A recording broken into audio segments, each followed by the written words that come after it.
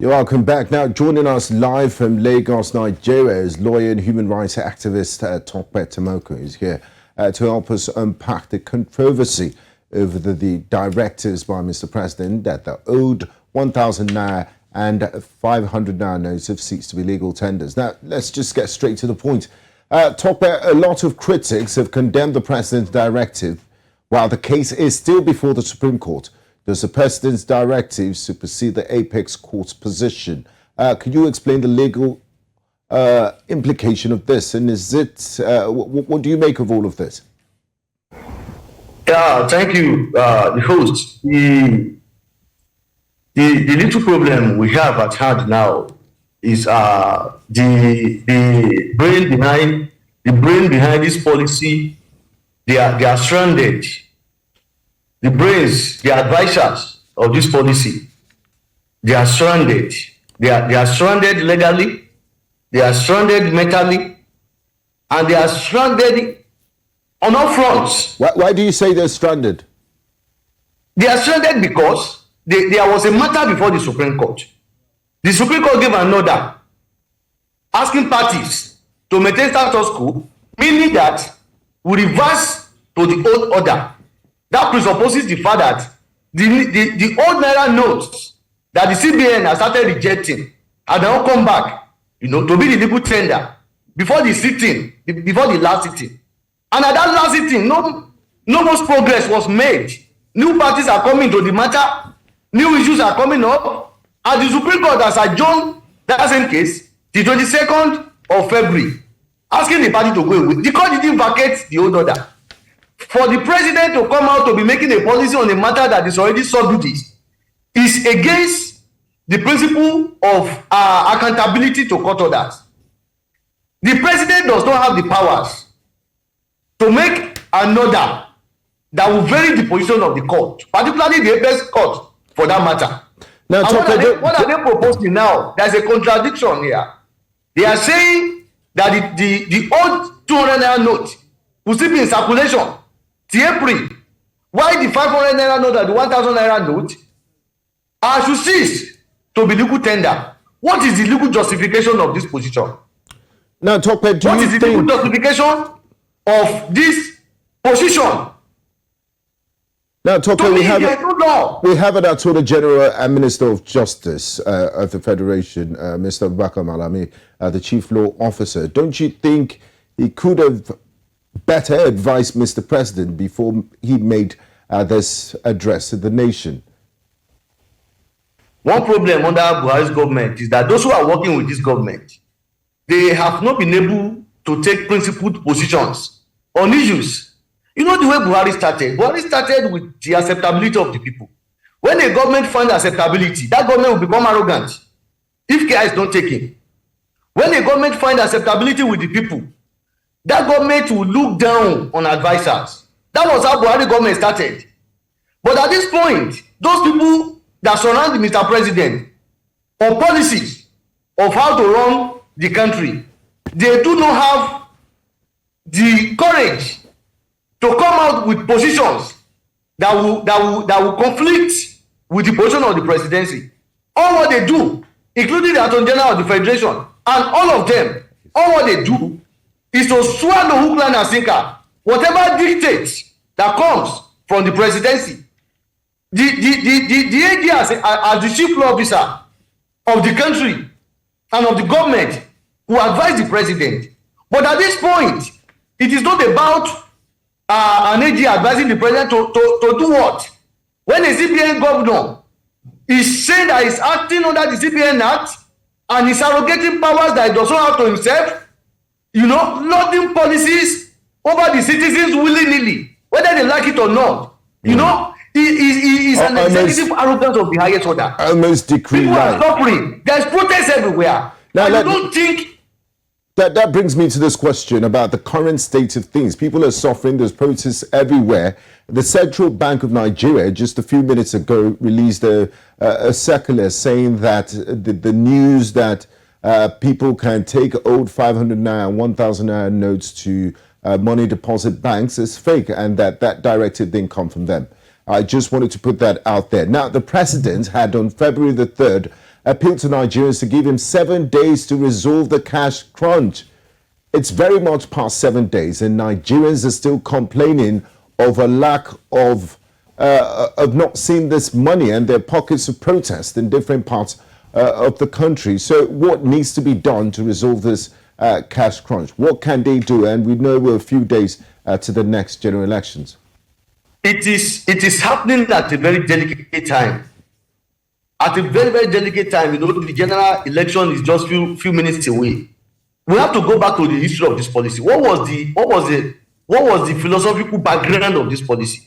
The philosophical background of this policy is that the federal government, in its own wisdom, think that by recalling the notes in circulation, they could curb the activities of politicians that go around during elections to buy votes, which is another way of rigging the election even before it is done.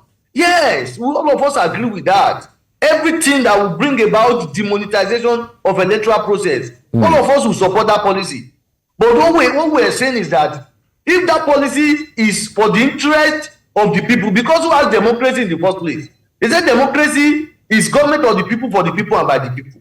If that policy is to savage the interest of the people, and at this point now, it has come to the fore that policy is not savaging anything. That policy has declared war against the people.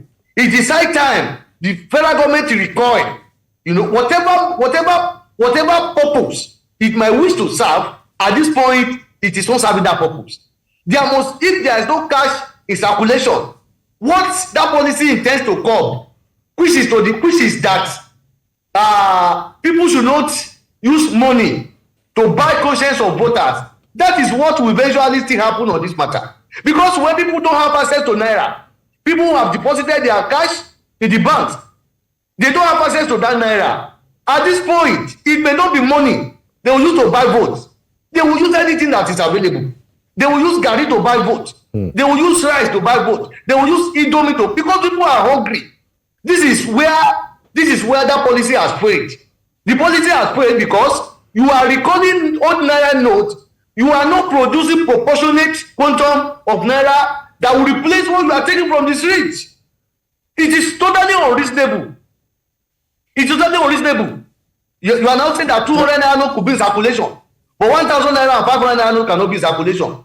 Can the federal government come out to tell us? So what do we... Exactly. The quantum of new Naira note that has been produced by the central bank.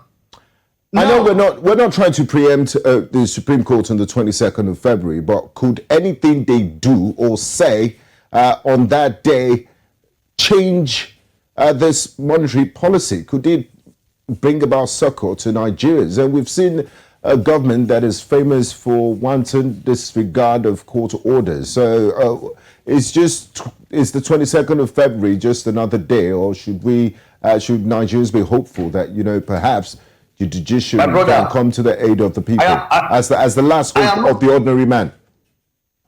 Yes, we need to be careful. Some of us even have the opportunity of talking to the people. We need to be careful so that we will not fall into the category of people that will be stoned, you know, before that election. I'm not giving any hope, any false hope to any Nigerian. This is a government that lacks integrity in regard to respect to court orders. At a point when this matter was instituted, the issue of jurisdiction came up. Some of us are saying whether the Supreme Court has jurisdiction or doesn't have jurisdiction. Whatever court at all, this matter must have been before. What is important is that there is an order of court. Whatever order of court that is made, even by a customary court or a magistrate court, that order ought to be respected before anything at all. So if the first order made is not respected by Central Bank of Nigeria, who is claiming it's not a party to a suit where the federal government has been a party, federal government is a party to this suit, another section 20 of the Central Bank Act, which Emefiele has said is acting, is to act under the directive, under the consent, or even under the order of the president. So if your principal has been sued in a matter and another has been granted against your principal, you that is the agent, You are saying that order is not binding on you. So what hope do we have? If February 22nd, what hope do we have? Even if a judgment is given that day, that the old Naira note must continue to be the legal tender. Are those notes in the street now? Are they still available? Central Bank of Nigeria is claiming that it's burning, it has burnt, or it is burning those notes. Are we not supposed to be seeing the video of the Naira note you are burning? Because that is the excuse. Yes. If the court grant an order now that those notes should come back to the street, but the federal government has claimed it has burnt those notes, and the new Naira note that is to replace the old one is not available. Can't you see we are in a state of war? It is a state of war, my brother. Quite a serious situation. Now, Tope, just before we wrap up the conversation, because we're fast running out of time, several condemnations have come from APC governors within the party itself. I mean, the governor of Kaduna State is directly flouting the orders of the president, because, I mean, if the president can disobey court orders, it means it's a free-for-all for everyone. And I'm sure that's, I guess that was his reasoning. The Kaduna State governor, the Kogi State governor. Did you see a crack in the party if this continues? Because people are coming out openly to challenge the leader of the party in the person of Mr. President. There is no leadership again. There is no leadership. Ahmed Bola Tinubu is the candidate of that party. Anywhere he goes, he's complaining about the policy of the government, that those policies are directed at him. So what is the attack on leadership? What is the crack? There has been it is not even a crack. In fact, it is not a crack again. It's like a dissolution. The leadership of the party has been dissolved. It cannot stand, it cannot come back until the election. There is already a presidential candidate. And that candidate is himself, wherever he goes, is throwing banters at his party.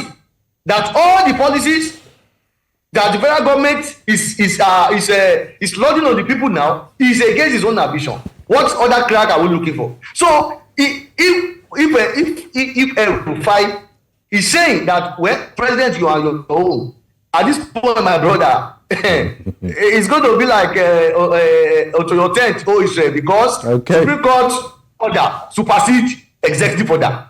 And so we wait to see what happens on the 22nd, and I look forward to having you back on the conversation, Tope Temokun. It's been an absolute pleasure talking to you. Thanks for your time and insights. Okay, this is